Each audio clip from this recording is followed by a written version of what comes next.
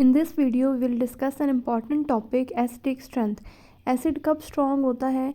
जब ये अपना proton H positive easily donate कर देता है। सेकेंडली हम कहते हैं कि ये जब डोनेट करता है प्रोटॉन तो ये स्टेबल एनाइन फॉर्म करता है। स्टेबल एनाइन का फॉर्मेशन का मतलब ये है कि ये अपना जो नेगेटिव चार्ज है ये किसी के साथ रिएक्ट नहीं करता, so that's why it is stable. और ये अपने नेगेटिव चार्ज को इस तरह छुपा के रखता है कि कोई आने वाली स्पीशी भी इस पर अटैक नहीं कर सकती। अब नीचे एक जनरल इक्वेशन है हमारे पास जिसमें HA एक एसिड है, जब वो वाटर के साथ रिएक्ट करता है तो हमारे पास जो HA है वो डोनेट कर देता है वाटर को अपना प्रोटॉन, तो H3O पॉजिटिव बनता है आइन, और साथ में जो एसिड था वो चेंज हो जाता है एनाइन के अंदर जिसके ऊपर नेगेटिव चार्ज आ गया। अब दो कंडीशंस हुई कि एसिड ने अपना प्रोटॉन डोनेट कर दिया और क्या फॉर्म हुआ, वो एनाइन। नेक्स्ट हम डिस्कस करेंगे कि कौन कौन से फैक्टर्स हमारे एसिडिक स्ट्रेंथ को इफेक्ट करते हैं। Number 1, electronegativity of atom to which hydrogen is bonded. अब इलेक्ट्रोनेगेटिविटी का एसिडिक स्ट्रेंथ पर क्या इफेक्ट होता है, उसका डायरेक्ट रिलेशन होता है। जितनी ज़्यादा इलेक्ट्रोनेगेटिविटी होगी उतनी ही जो एसिड है वो स्ट्रॉन्ग होगा। इसमें हम HF और CH4 की एग्जांपल को डिस्कस करते हैं। HF में अगर आप देखें तो फ्लोरीन है। फ्लोरीन मोस्ट इलेक्ट्रोनेगेटिव एटम होता है, इसका मतलब है कि ये स्ट्रॉन्ग एसिड है। और अगर हम CH4 में देखते हैं तो कार्बन है, इसकी इलेक्ट्रोनेगेटिविटी कम होती है, so it is weaker acid. अब इलेक्ट्रोनेगेटिविटी ज़्यादा होने का मतलब ये है कि फ्लोरीन अगर इलेक्ट्रोनेगेटिव एलिमेंट है तो ये इलेक्ट्रॉनिक क्लाउड को अपनी तरफ खींच लेगा, अट्रैक्ट कर लेगा, तो उसके ऊपर पार्शियल नेगेटिव चार्ज आ जाएगा, तो हाइड्रोजन जो है वो ईजिली वहाँ से रिमूव हो जाएगा। लॉन्ग पीरियड अगर हम इलेक्ट्रोनेगेटिविटी को डिस्कस करते हैं तो हम एक पीरियड हमने ले लिया है CH4 की electronegativity less than NH3 is less than water, and इसकी electronegativity less than fluorine HF होगा। तो उसमें हम डिस्कस करते हैं कि जब ये सारे के सारे अपना प्रोटॉन डोनेट कर देंगे तो ये एनाइन बनाते हैं, और ये क्या है, इसमें से जो मोस्ट स्टेबल एनाइन होगा वो F नेगेटिव का होगा। अलॉन्ग द पीरियड हम देखते हैं कि size of atom almost same रहता है, जबकि जो एसिडिक स्ट्रेंथ होती है वो इंक्रीज़ होती है। उसकी वजह यह है कि इलेक्ट्रोनेगेटिविटी एटम की बढ़ रही होती है, जिसकी वजह से एसिडिक स्ट्रेंथ इंक्रीज़ होगी। अब अगर हम मिथानॉल और मिथाइल अमाइन को डिस्कस करते हैं तो मिथानॉल की में अगर हम देखें तो ऑक्सीजन है और मिथाइल अमाइन में N नाइट्रोजन अटैच है। ऑक्सीजन की इलेक्ट्रोनेगेटिविटी ज़्यादा होती है, जिसकी वजह से जो मिथानॉल होगा वो ज़्यादा इलेक्ट्रोनेगेटिव होगा than methyl amine. Second factor is size of atom to which hydrogen bonded. जितना ज़्यादा साइज़ ऑफ एटम होगा उतनी ही ज़्यादा एसिडिक स्ट्रेंथ उसकी ज़्यादा होगी।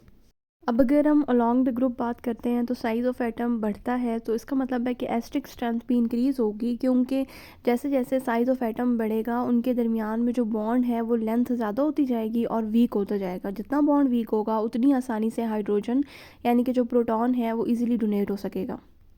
For example HF, HCl, HBr and HI। अब अगर हम इनमें देखें तो फ्लोरीन का साइज़ कम होता है, क्लोरीन का साइज़ ज़्यादा है, ब्रोमीन का भी ज़्यादा है और HI का भी ज़्यादा है। अगर हम साइज़ के हिसाब से देखें तो सबसे ज़्यादा साइज़ जो है वो आयोडीन का होता है, so it is stronger acid, क्योंकि जो प्रोटॉन है वो ईजिली रिमूव हो जाएगा क्योंकि साइज़ इंक्रीज़ होगा। बट अगर हम इलेक्ट्रोनेगेटिविटी और साइज़ ऑफ एटम को कंपेयर करते हैं तो इलेक्ट्रोनेगेटिविटी में क्या होता है, अलोंग द ग्रुप, यानी कि जितनी जैसे ही इलेक्ट्रोनेगेटिविटी इंक्रीज़ होगी तो एसिडिक स्ट्रेंथ भी इंक्रीज़ होगी। लेकिन साइज़ ऑफ एटम में हम देखते हैं कि जैसे जैसे साइज़ ऑफ एटम बढ़ेगा एसिडिक स्ट्रेंथ भी बढ़ेगी। सो डाउन द ग्रुप जो होता है वो साइज़ ऑफ एटम बढ़ रहा होता है तो एसिडिक स्ट्रेंथ इंक्रीज़ होगी, बट इलेक्ट्रोनेगेटिविटी के accordingly down the group electronegativity कम होगी तो एसिडिक स्ट्रेंथ भी कम होगी।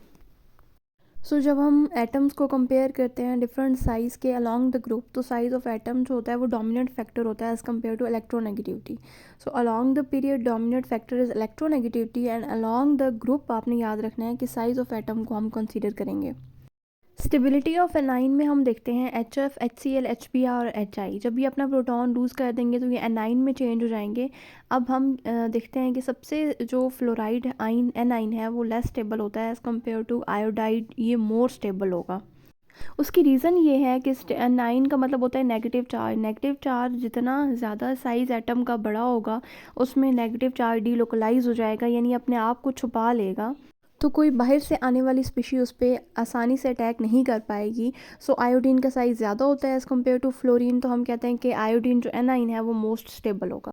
सो यहाँ पर रीज़न लिखी हुई है कि fluoride A9 is more electronegative, so it strongly attracts it's negative charge, more charge is concentrated on F negative, यानी फ्लोरीन का छोटा साइज़ होता है तो नेगेटिव चार्ज उसके ऊपर ही होगा। कोई बाहर से आने वाली स्पीशी आसानी से उस नेगेटिव चार्ज को ढूंढेगी और उस पर अटैक कर सकेगी। But in iodine due to its large size negative charge disperse, यानी कि वो फैल जाएगा, thus the coming species will have to find the place of attack. So in case of F fluorine negative charge is concentrated, यानी उसी के ऊपर बिल्कुल सामने होगा in the nucleus, so fluoride anion is less stable. In case of iodide negative charge spread at the cloud या volume of space, so electron density decreases. Next एक factor hybridisation का भी होता है। जितना ज़्यादा एस करेक्टर बढ़ता जाता है उतनी ही ज़्यादा इलेक्ट्रोनेगेटिविटी इंक्रीज़ होती है, और इलेक्ट्रोनेगेटिविटी बढ़ेगी तो इसका मतलब एसिडिक स्ट्रेंथ भी ज़्यादा होती है। अब हम एसपी में देखते हैं तो एसपी में 50% एस करेक्टर होता है, it is more electronegative, so it is acidic strength is greater.